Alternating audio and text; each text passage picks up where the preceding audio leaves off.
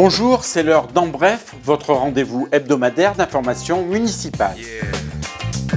L'association Les œillets de la Liberté et le département d'études luso-brésilienne de l'université Blaise Pascal organisent une conférence sur la migration portugaise à l'occasion du 40e anniversaire de la Révolution des œillets. Le 25 avril 1974 voit la chute de la plus vieille dictature de droite d'Europe, celle du régime de Salazar. C'était un régime qui régnait au Portugal et qui, bien sûr, étant une dictature, opprimait d'une manière assez forte le peuple et qui a induit une des plus fortes migrations du peuple sur l'Europe notamment et en particulier vers la France. Le chercheur Victor Pereira, grand spécialiste du sujet, sera l'invité d'honneur de cette conférence. Il se trouve que Victor Pereira vient de réaliser le premier travail du genre sur les liens entre la dictature et la migration, c'est-à-dire les effets d'une oppression dans un pays sur le peuple dans le pays où il émigre. Il met en évidence toute l'imbrication d'un système et d'une organisation politique et sociale d'un côté qui a un impact un autre dans le pays de destination des migrants. Une page culture maintenant avec tout d'abord la programmation de Graines de spectacle qui présente Swift de la compagnie Scapa les jeudis 4 et vendredi 5 décembre à l'espace Nelson Mandela.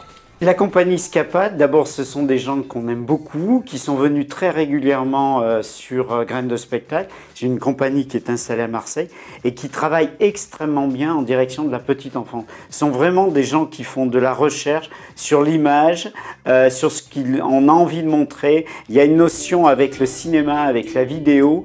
Et là, Swift, c'est l'histoire un peu de Gulliver. Alors retravailler avec de l'image, où on travaille sur l'infiniment petit et l'infiniment grand, c'est-à-dire qu'il y a des projections vidéo qui sont travaillées en direct, qui sont de très très grande qualité, et c'est vraiment un travail à découvrir, et le comédien qui travaille aussi sur des jeux d'ombre entre l'infiniment petit et l'infiniment grand. Le concert de Noël, organisé par le chœur régional d'Auvergne, se déroulera le 6 décembre à 20h30 en l'église Saint-Genet-les-Carmes, avec la soprano Céline Derichaud et le chœur d'enfants de Saint-Alyre.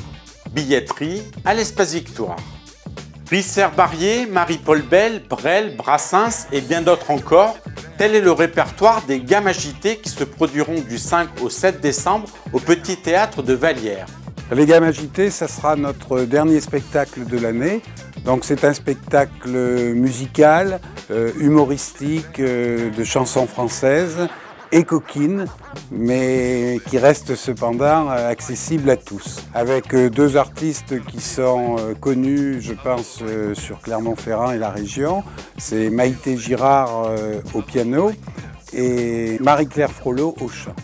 Deux dates à retenir à la coopérative de mai avec l'Afterwork de Noël le 4 décembre à 18h, organisé en faveur des Restos du Cœur.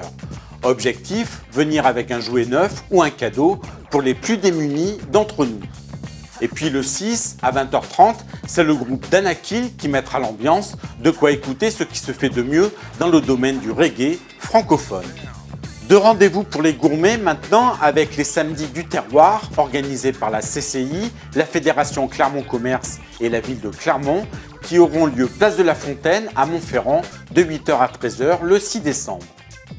Et le même jour, rue du 11 novembre, se déroulera la traditionnelle foire au miel. Vendredi dernier, les festivités de fin d'année ont été officiellement lancées dans notre ville.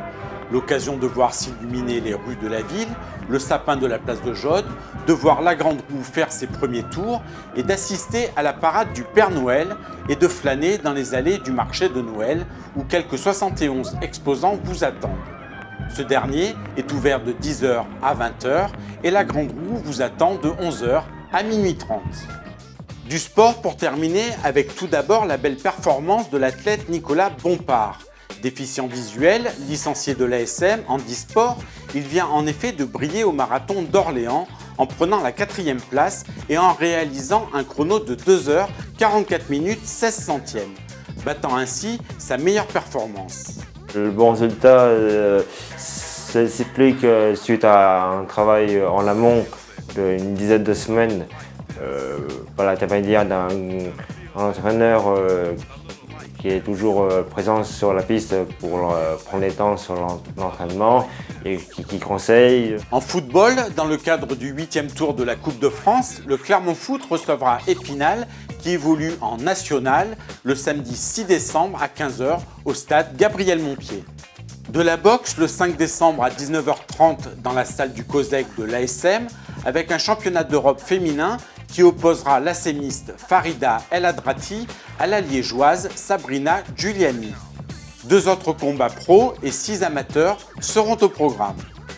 Enfin, en rugby et pour le compte de la dernière journée de la phase aller, l'ASM recevra Castres le 20 décembre à 20 h 45.